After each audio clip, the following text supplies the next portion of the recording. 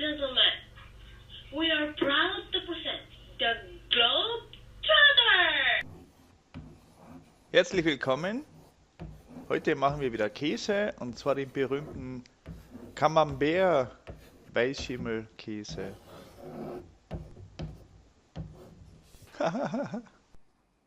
So, dazu benötigen wir einen schönen großen Kochtopf, ein Messer, eine Schaumkelle, ein Temperaturmessgerät für Lebensmittel, einen Becher mit Löchern und einen zweiten Becher ohne Löcher, dann Kefir aus dem Supermarkt, dann Lab und einen Messbecher und 2 linke Hände. So, ich verwende Milch vom Bauern, also das ist Rohmilch von der Kuh. Bei mir passen 15 Liter rein, kann jeder anpassen, wie er möchte.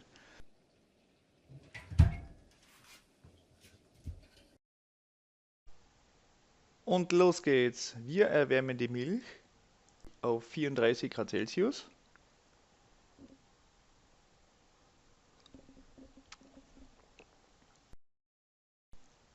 Langsam erhitzen, nicht so brutal. Wenn wir die Temperatur erreicht haben, geben wir Kefir aus dem Supermarkt dazu. Und für jeden Liter Milch gebe ich 15 Milliliter Kefir dazu. Schön in den Messbecher.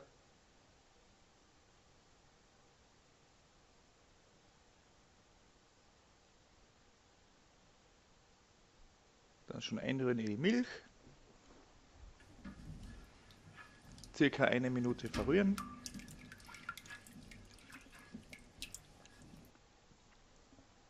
Kefir dient als Säurestarter.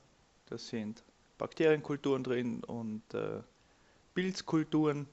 Das reagiert mit der Milch. Ganz natürliche Art und Weise. Circa 1 Minute einrühren. Als Unterstützung gebe ich noch Weißschimmel dazu.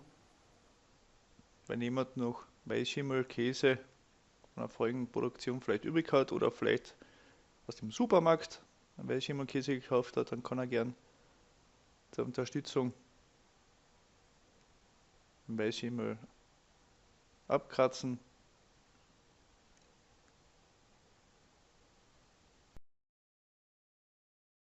So, ist völlig ausreichend. Bisschen Wasser dazu, Schluck Wasser, dann gut umrühren, dass sich die Schimmelsporen im Wasser lösen. Das rühren wir in die Milch ein. Wieder ca. 1 Minute einrühren. Dein Timer ist auf 1 Stunde Das gestellt. Ganze lassen wir jetzt 1 Stunde lang brüten und reagieren. Deckel drauf.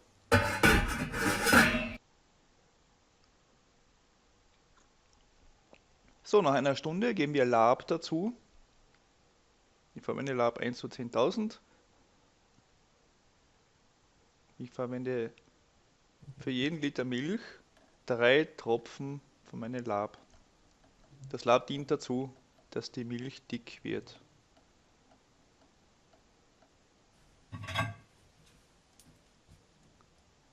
Dann wieder einen Schluck Wasser dazu. Und schön einrühren in unsere Milch.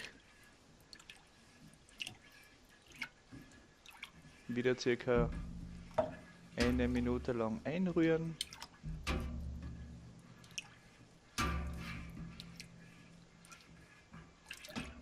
Ganz gemütlich einrühren.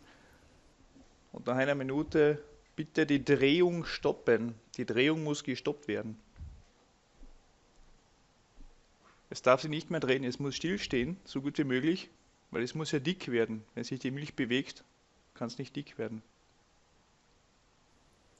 Das ist ganz wichtig. So, das Ganze lassen wir wieder 1 Stunde lang reagieren. Deckel drauf. So, nach einer weiteren Stunde schauen wir, ob die Milch wirklich dick geworden ist. Deshalb machen wir einen Test. Schauen. Aha. Ja, das schaut super aus. Perfekt. So, jetzt schneiden wir den Bruch. So, 1 bis 2 cm Abstand schneiden wir in eine Richtung.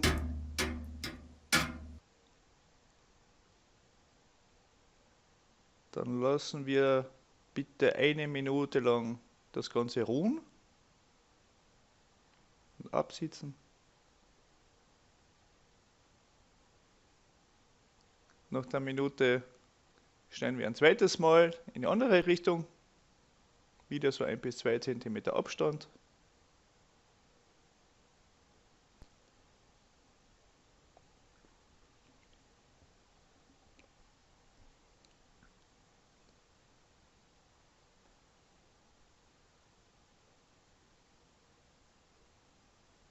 Wir lassen das wieder absitzen, 1 Minute.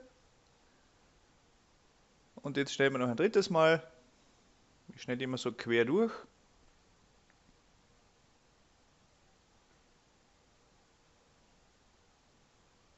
Das geht dann recht grob. Der Abstand ist dann immer so wichtig beim Schimmelkäse. So, das Messer gleich abwaschen. Jetzt haben wir 3-mal geschnitten. Jetzt rühren wir um.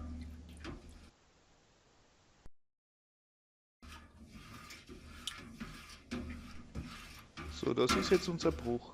Der ist sehr, sehr weich. Und der ist voll mit Flüssigkeit. Und wir möchten jetzt gerne diese Flüssigkeit herausbekommen aus den Bruchstücken. Das ist jetzt unsere Aufgabe. Das erreichen wir, indem wir umrühren.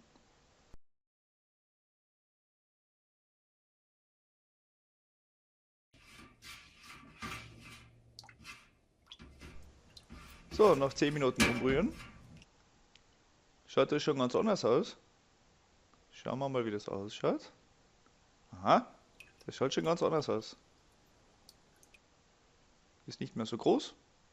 Einige Stücke sind schon sehr, sehr klein und fester. Da ist schon sehr viel Molke heraus. Die sind teilweise schon fester. Das ist sehr gut. Wir rühren weiter. Noch ca. 20 Minuten umrühren. Muss ja mal die Hand wechseln. Die tut mir schon weh. Vom Umrühren. So, 20 Minuten schauen die Bruchstücke so aus. Aha.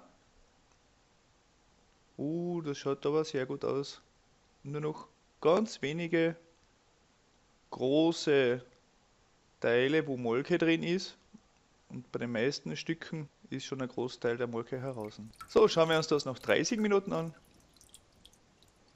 Die meisten Bruchstücke sind schon sehr, sehr klein. Sie sind schon viel, viel fester. Nur noch ganz wenige größere Bruchstücke, wo Molke drin ist. Perfekt. Das ist perfekt für unseren Camembert Weißschimmelkäse. Das lassen wir jetzt 10 Minuten absitzen, dass sich die Bruchstücke am Topfboden sammeln können. So, noch 10 Minuten. Abgießen. Die Molke fange ich auf und gebe den Bauern zurück. Weil die Schweine, die fressen das sehr gerne. Den Sieb zum Auffangen der Bruchstücke.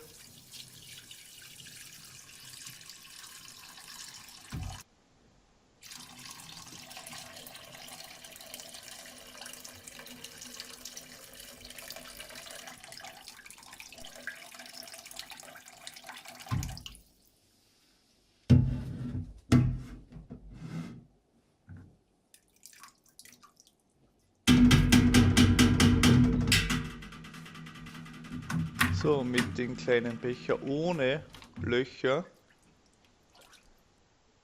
gebe ich Molke rein. Das ist ca. 1 Liter bei mir. Das hebe ich auf für die Schmierlösung. Da kommt dann später unser Salz rein. So, wir gießen weiter ab. Die ganze Flüssigkeit muss raus, weil der Käse muss ja fest werden.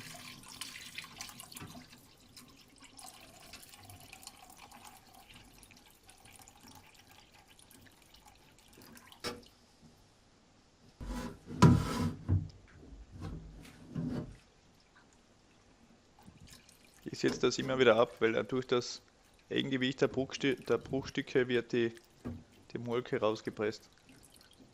Abgießen, das muss alles raus. Der Käse muss ja fest werden.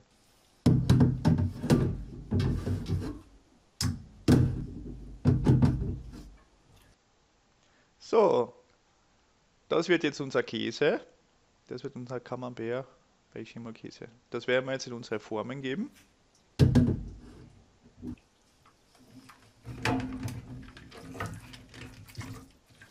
Schön zerkleinern. Damit keine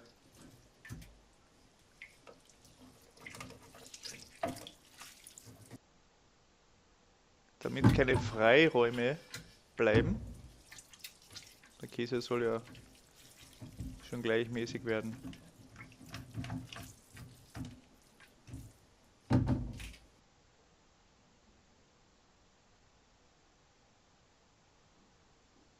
So ein bisschen vorgespielt.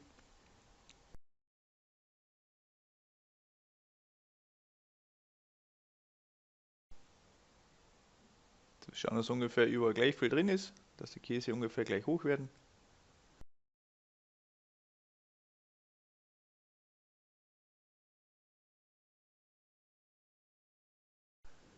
Das lassen wir stehen.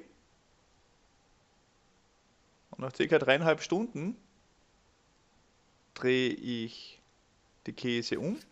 Schon durch das Eigengewicht presst er sich selbst. Ja, das drehen wir um, dass auch auf der anderen Seite durch das Eigengewicht gepresst wird. Bitte kein Pressgewicht verwenden, kein Pressgewicht, ganz wichtig. Insgesamt lassen wir 24 Stunden die Käse in der Form.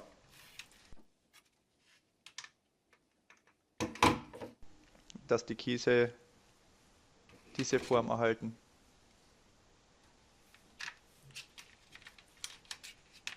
Durchs Eigengewicht wird er gepresst.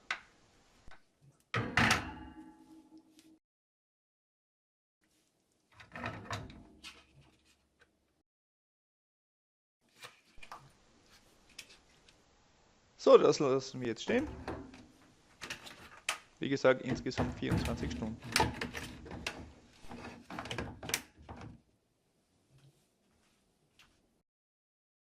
Nach insgesamt 24 Stunden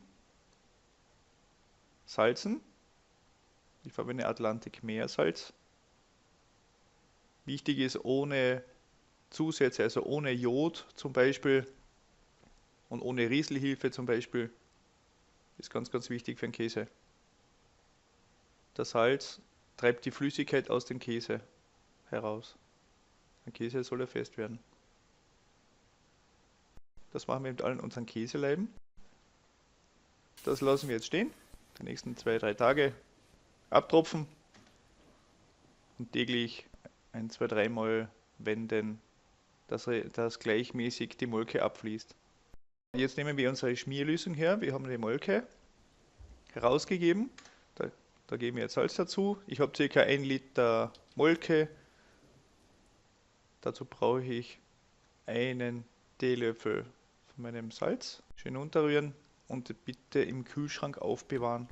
In den ersten Wochen alle 2 Tage unsere Schmierlösung mit dem Salz leicht aufpinseln. Wir haben ja da unsere Weichschimmelkulturen in der Molke drin und wir möchten haben, dass bei unseren Käseleiben das Wachstum von diesen Weichschimmelkulturen gefördert wird und dass keine anderen Schimmelkulturen auf unseren Käse wachsen.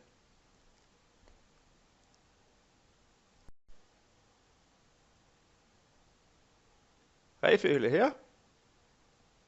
Für das jetzt Gitter rein. Lebensmittel echt. Wir kommen da rein. Das ist ein Mikrokosmos quasi. wo es schön feucht ist.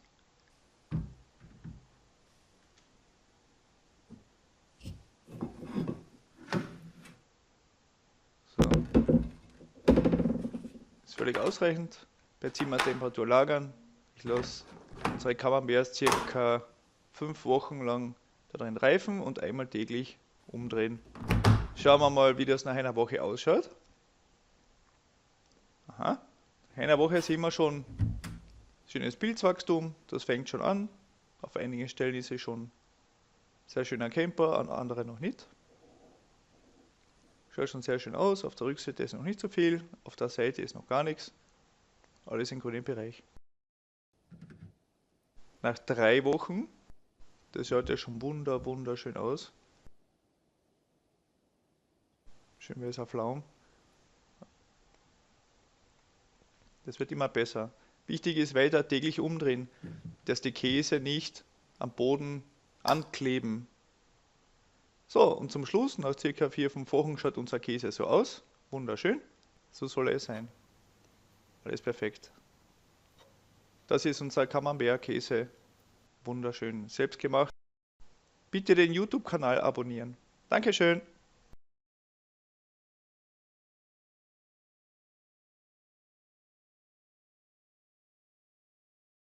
Der Glow